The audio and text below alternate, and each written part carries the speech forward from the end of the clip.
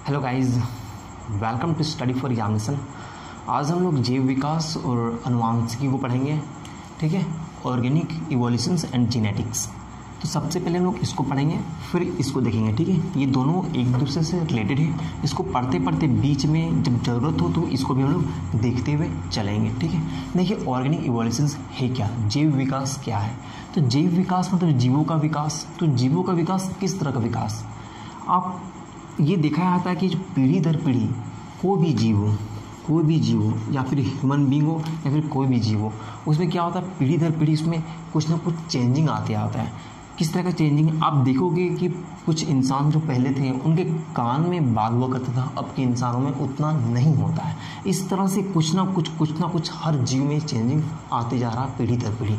इसको ही कहा जा रहा है जैव विकास। उनके अंगों में कुछ ना कुछ चेंजिंग आते जा रहा है। ठीक है, तो यही जैव विकास है और इससे रिलेटेड बहुत सारे साइंटिस्ट ने अपने बहुत सारे सिद्धांत दिए हैं। उस सिद्धांत को हम लोग पहले देखेंगे। जैव विकास को देखने से पहले हम लोग थोड़ा अनुवांशिकी के बारे में देख लेते हैं, जेनेटिक्स की।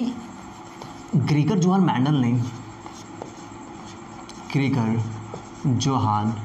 मैंडल ये जो साइंटिस्ट थे, इन्होंने ही सबसे पहले जेनेटिक्स के बारे में बताया था। ठीक है, इसीलिए इन्हें फादर ऑफ जेनेटिक्स कहा जाता है। ठीक है, फादर ऑफ जेनेटिक्स इन्हें कहा जाता है। मैं इसे अभी पहले इसलिए बता रहा हूँ क्योंकि जो जीन है उसका रिलेटेड कहीं ना कहीं इससे ये रिलेटेड है। और जीन के बारे में ग्रेगर जोहान मैंडल ने बताया था, और भी कुछ साइंटिस्ट हैं जो ऑर्गेनिक इवोल्यूशंस जैव विकास के बारे में बताए हैं, तो उन्होंने जीन के बारे में भी बताया है। ठीक है, आप आगे देखिए समझ में आ जाएगा। ग्रेगर जोहान मैंडल ने ही सबसे पहले अनुवांशिकी के बारे में बताया था, इसलिए इन्हें फादर ऑफ जेनेटिक्स कहा जाता है। देखिए ग्रेगर जोहान मैंडल के बारे में एक मानना है कि ये एक पोप थे। ये क्या थे, एक पोप थे, एक पादरी थे। अब जब एक पादरी है, एक कुछ साइंटिस्ट के रूप में जिसे नहीं जाना जाता है, और यदि कोई वो एक बड़ा खोज कर ले तो उनके बातों को उतना इम्पोर्टेंस नहीं दिया जाएगा। इनके साथ भी वही हुआ था कि इन्होंने क्या किया था कि ये काफ़ी नॉलेजेबल थे। इन्होंने मटर के पौधे पे इन्होंने रिसर्च किया था। 7 जोड़े मटर पर इन्होंने रिसर्च किया और उन पे उन्होंने रिसर्च करके अपना एक सिद्धांत दिया कि जो जीन होते हैं, जो पीढ़ी दर पीढ़ी जो चेंज होता है लक्षण, वो जीन की वजह से ही होता है। तो ये सबसे पहले ग्रेगर जोहान मैंडल ने बताया था। वो इन्होंने 1866 में ये इस अनुवांशिकी के बारे में इन्होंने बताया था, लेकिन उस समय इनके बातों को उतना इम्पोर्टेंस नहीं दिया गया।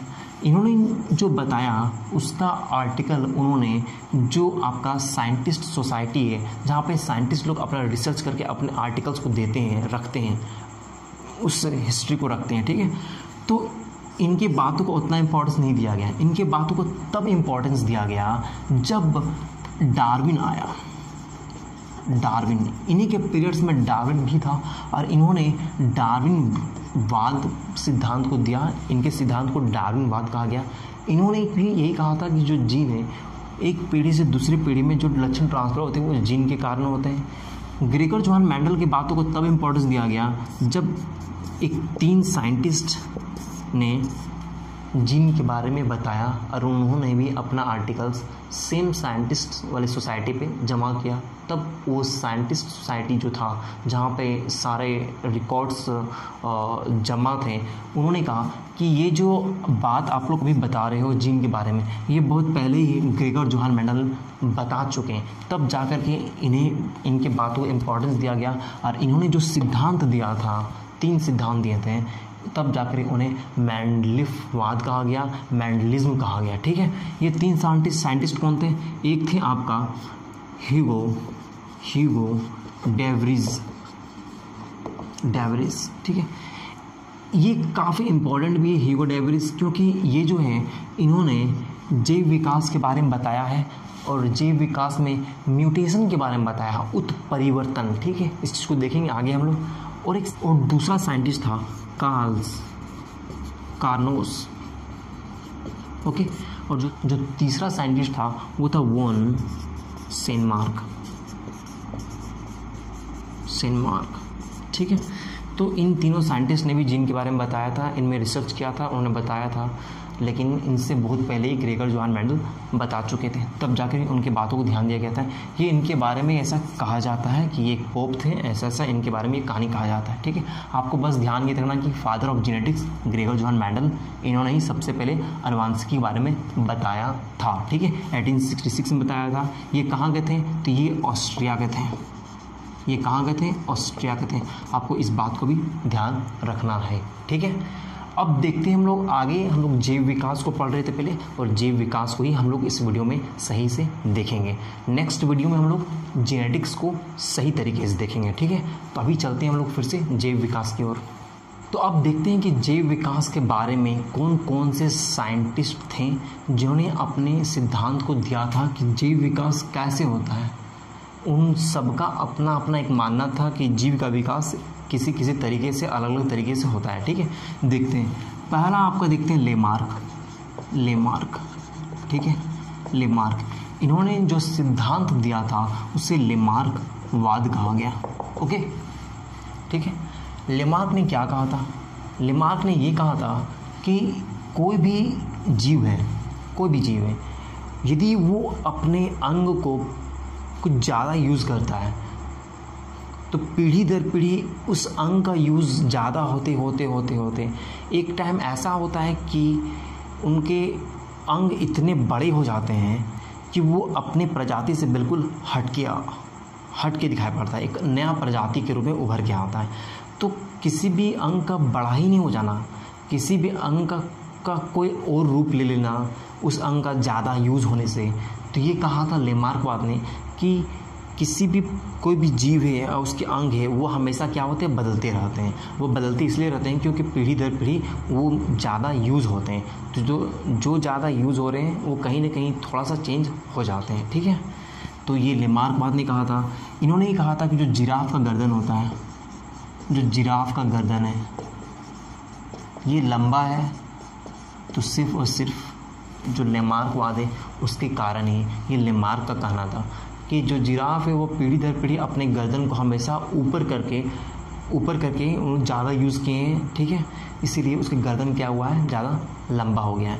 ये क्वेश्चन से डायरेक्ट बना हुआ है कि जिराफ का गर्दन का लंबा होना किस सिद्धांत के तहत आता है। ठीक है, तो ये लेमार्कवाद सिद्धांत के तहत ही आता है कि जैव विकास जो है जिराफ की गर्दन का जो जैव विकास हुआ है वो किस सिद्धांत के तहत है? तो लेमार्कवाद के तहत है। ठीक है, इन्होंने एक बुक लिखा था जो कहा था फिलोसफिक जूलॉजिक।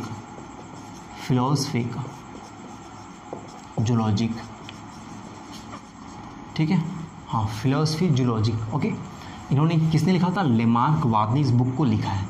नेक्स्ट देखते हैं, नेक्स्ट कौन सा है? नेक्स्ट है आपका डार्विनवाद।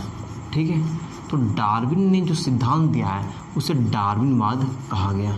जब बात आता है जीव विकास का, ऑर्गेनिक इवोल्यूशंस का, तो ऑर्गेनिक इवोल्यूशंस में डार्विनवाद सबसे फेमस है। ठीक है, कि डार्विनवाद ने जो सिद्धांत दिया था उसके अनुसार कोई भी दो जीव जो समझाते हैं बोलने का मतलब ये हो गया कि कुत्ता कुत्ते से, गाय का गाय से समझाते हैं। ठीक है, होमोजीनियस है। तो यदि कोई दो गाय है तो दोनों का पैर होगा, एक मुंह होगा, दिखने में सेम है, लेकिन इसमें जो लक्षण होगा इससे थोड़ा सा अलग होगा। दोनों एक जैसा बिल्कुल भी नहीं हो सकता है। क्यों नहीं हो सकता है? ये कहा था डार्विनवाद ने, इसलिए नहीं हो सकता है क्योंकि इन्हें जो गुण है वो अपने पीढ़ी दर पीढ़ी कुछ ना कुछ अलग मिलते हुए आया है। पीढ़ी दर पीढ़ी इनमें गुण कुछ ना कुछ अलग मिला है। इससे ये अलग इसलिए है क्योंकि इस पे जो गुण है वो इसे अपने पूर्वज से मिला है। तो डार्विनवाद के अनुसार पीढ़ी दर पीढ़ी जो गुण होते हैं वो कुछ अच्छे गुण भी होते हैं, कुछ उपयोगी होते हैं, कुछ हानिकारक गुण होते हैं। तो जो कुछ उपयोगी गुण है वो पीढ़ी दर पीढ़ी जमा होते रहता है। ठीक है, तो पीढ़ी दर पीढ़ी जमा होते रहता है। इस पे ये इसके पूर्वज है, ये इसके पूर्वज है, तो पीढ़ी दर पीढ़ी यदि गुण जमा होते रहता है तो एक टाइम ऐसा होता है कि एक नया प्रजाति उभर के आ जाता है। तो ये कहा था डार्विनवाद ने कि पीढ़ी दर पीढ़ी जो गुण होते हैं वो जमा होते रहते हैं और एक टाइम ऐसा आता है कि एक नया प्रजाति बन के उभर के आता है जो अपने पहले के पूर्वज से बिल्कुल अलग होता है। तो इस तरह से भी जीव का विकास होता है। ये किसने कहा था? डार्विनवाद ने कहा था। ठीक है, तो हम लोग क्या क्या देखेंगे? लेमार्क को देखेंगे और डार्विनवाद को देख चुके हैं। अब देखते हैं आगे नंबर 3, उत्परिवर्तन म्यूटेशन। उत्परिवर्तनवाद।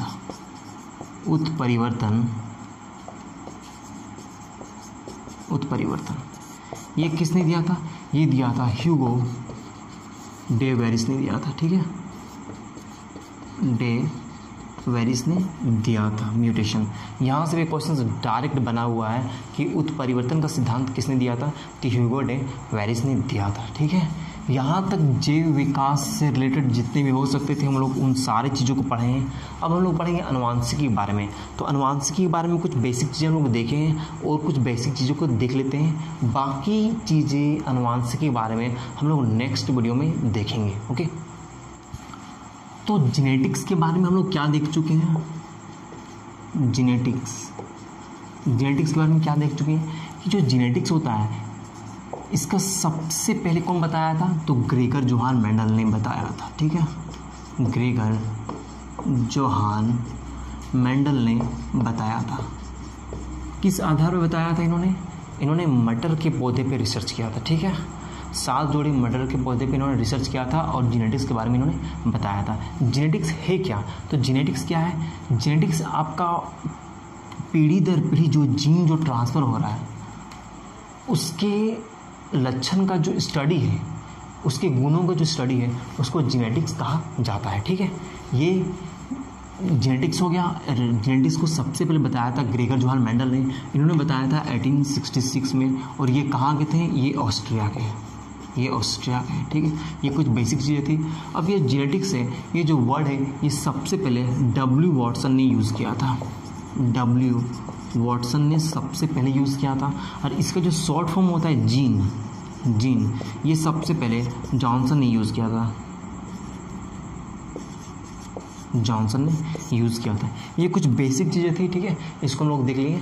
लेकिन जेनेटिक्स के बारे में सही से कि ग्रेगर जोहान मेंडल ने जो 3 सिद्धांत दिए थे वो 3 सिद्धांत क्या है, जीनोटाइप क्या है, फेनोटाइप क्या है और भी चीज़ों को हम लोग नेक्स्ट वीडियो में सही से देखेंगे जेनेटिक्स वाले। ठीक है, यदि वीडियो अच्छा लगा है तो प्लीज़ लाइक जरूर कीजिएगा और प्लीज़ चैनल को सब्सक्राइब करके सपोर्ट जरूर कीजिएगा। ठीक है, थैंक यू सो मच।